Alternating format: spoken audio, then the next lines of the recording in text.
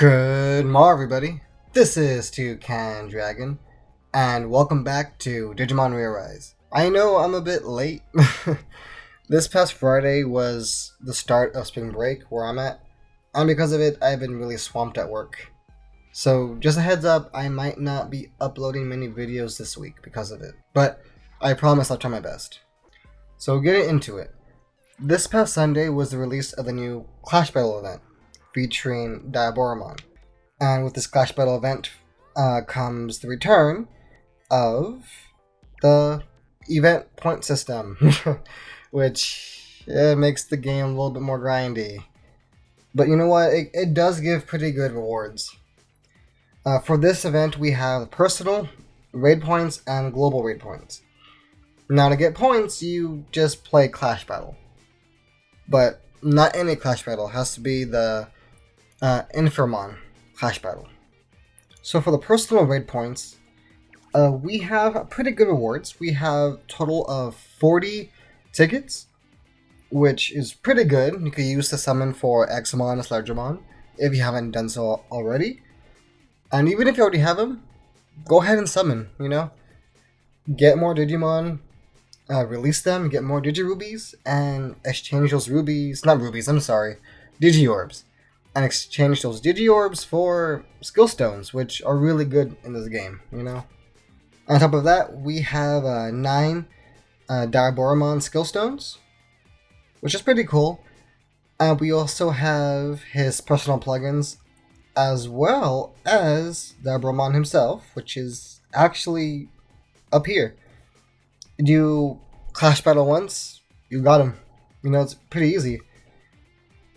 And to end it all for the personal raid points is this Brave Skill Stone, which I recommend you try to get. So if you had to stop somewhere, stop there. You could ignore those bits. Bits are good, but that Skill Stone's better. Don't overgrind, because believe me, I know it's bad. Now let's go over global raid points. I think we have a total of 10 tickets, right? 1, 2, 3, 4, 5. Yeah, we have a total of 10 tickets you could get in the global reward points. And we have 1 protein, which is pretty good. But the main thing is this Omni Skill Stone. We've had this event 2 times before, last year. And we have not gotten this Omni Skill Stone. So I'm asking all of you to try your best to at least, if you can, if we all finish maybe this, our personal reward points, at least to the Brave Skill Stone, we might have a chance to get the Omni Skill Stone. Because it'd be really cool to have, I don't know. We might not get it. We might not. I feel like there's more players now because there's a lot of things going on in this game. So everybody who plays this game, calling you out. Let's get on it. To help you with all these points, we have bonus Digimon, which I think is pretty cool. The ones they chose, because the ones that they chose are actually all the ultimate and mega forms of the main protagonist Digimon from Digimon Adventure Tri. Well, Adventure and Tri, If you scroll down here, we would actually see it. So Omegamon, of course, he's 50 points, right? Everyone else, all the megas, are going to be 30 points. The only ones that are kind of different is Piedmon and Mashidramon. They're only there because of the new Step-Up banner that came out recently. And Regulmon, but Regulmon, I guess you could consider her part of it because of Tri. But yeah, and then the Ultimates give 10%. Which it's pretty cool, so with all these Digimon that came out already, that we already probably have, we could get points faster, so we might be close to that Omni Skill Stone, maybe, hopefully. And we also have some leaks of other Digimon coming out during this event that will actually give you more points. Like Lilithmon, I believe, gives you 50 points. Magnadramon, or Holy Dramon, however you want to call her. She gives you 30 points. And to be honest, they're pretty good. So I would suggest if you haven't already, start saving your Digirubies because, especially Lilithmon, she's pretty good, especially against Omegamon. So, start saving, guys. And at some point, whenever it gets close to her release, I'll make a video going over and discussing her skills and everything, and you know, the basics. But yeah, and that's basically it for this event. It's pretty straightforward. We've had this type of event before. So yeah, let's actually go over Diaboromon's stats and skills real quick. So I'll see you guys in a little bit. Welcome back, guys. So here we have Tenacious Diaboromon. So looking at his stats, his HP is pretty decent for Tenacious, 7997. Kind of bulky, which is really good. You want Tenacious to be bulky. His power, to be honest, is a little lackluster, but his passive helps with that, which we'll go over in a few minutes. His defense also, too, is pretty low for a Tenacious, but his main skill, again, helps with that. So a lot of his utility helps him with his stats. And his speed's decent. Same speed for most Tenacious Digimon, you know? So there's nothing really to talk about there. So let's go over his main skills. So his main skill does 280% damage to 3 enemies, 50% chance to inflict error for 2 turns, which is pretty good, you know.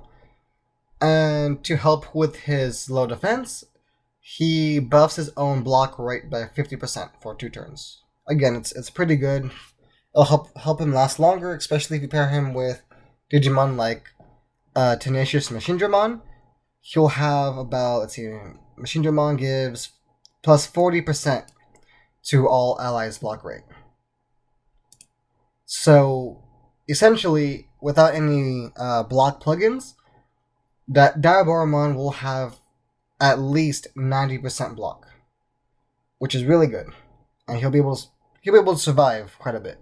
Especially again if you pair him with Machinedramon, which has that extra effect of when he's being attacked and he blocks, he reduces the damage taken by 70%, so he'll be even more tanky, you know, so he'll be pretty good. And his skill cooldown is 115 seconds. Skill level 10, he'll do 420, but to be honest, I wouldn't recommend him to get skill level 10. Of course, use his own skill stones that you get up to 9, but don't waste a general Tenacious skill stone on him. You know, I don't think he's worth that. Well, he might be to you, and if he is, that's perfectly fine. Go for it. But I think he's not worth skill level 10. 9, yes, because that's free, but don't waste your actual skill stone on him. And again, skill level 10, 100 seconds instead of 115. It's alright. Now going down to his sub-skill, we have 130% damage to 5 enemies, which is doing damage to everybody on the field, to be honest. So that's fine. Skill level 10, that's 200%. It's fine. It's kind of dividing his damage between all enemies, and that's fine. But he has plus 40% up tech damage resistant, which right now in the meta, yes, we have Omegamon, he's power. We have Allforce, who is tech, but to be honest, once Allforce uses his main skill, which he will always do first because of his passive, you won't get a chance to use this. But if your opponent does not have Allforce and has a Digimon like Gaomon, who I believe is tech, this will help a little bit with that. So, yeah, tech damage resistant has a place right now still in the meta, regardless of Allforce, because of Gaomon and... Is it just Gaomon? I think it's just Gaomon. Oh well. But yeah, so this is useful. He's very greedy, but he's fine. And then cooldown, 100 seconds, 85 at skill level 10. It's okay. Again. And now we go to his passive skill, which I mentioned before helps with his power. So his first skill on his passive is he's immune to error permanently. He can't be errored. So if you go against another Diaboromon, well, he is Diaboromon, but Diaboromon, he won't get affected by error. Or if you go against Machine Dramon, will not be affected by error, so it's pretty good. And this is what helps him a lot. Each attack he performs, he gets plus 10% power up to 75% total. And that's permanent. So he'll gain more power the more he attacks. Which, yeah, I mean, like, that helps him. Helps him a lot, actually. Especially if you pair him with, again, Machine Dramon. I'm bringing him out more because he's out right now, and he's fairly easy to get if you want to if you want to use the Digirubies to get him, which I know he's doing good right now in the Battle Park, and a lot of people like him. He is pretty tanky, but to be honest, with the leaks we've been getting, with the rumors of Lilithmon and Holy Dramon coming out, I recommend saving your rubies for them instead of him. But again, it's up to you. You know, I made a video about him. Yes, he is very tanky. He could tank a lot of things, especially with the right plugins. And he has his own personal plugins out right now in the SDQ.